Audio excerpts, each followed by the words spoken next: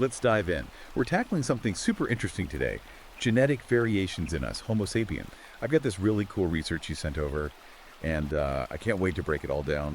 With your help, of course. We're going to cover it all, what genetic variation even is, how it's changed us over time, and get this, how it still affects everything from, well, our health to, believe it or not, our ancestry. Yeah, it's really amazing, like, what we can learn from these tiny little differences in our DNA, right? It really is like we're cracking a code, a hidden code about ourselves and, like, all of humanity. Okay, so, gotta start with the basics, right? What is genetic variation, and why should we even care? Okay, so think of it like this. The human genome, that's all our DNA, right? It's like this massive instruction manual for building a human. But here's the thing.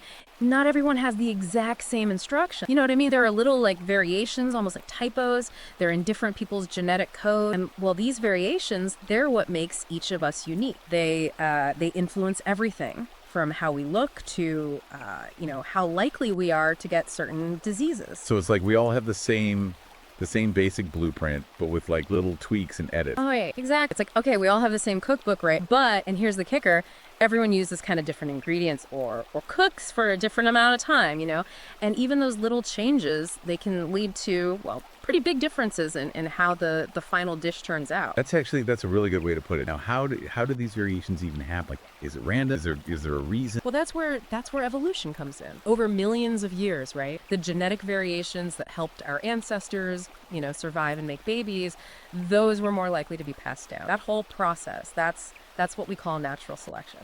Survival of the fittest. So, like the variations that gave them an advantage, those are the ones that stuck around, right? Exactly. Think about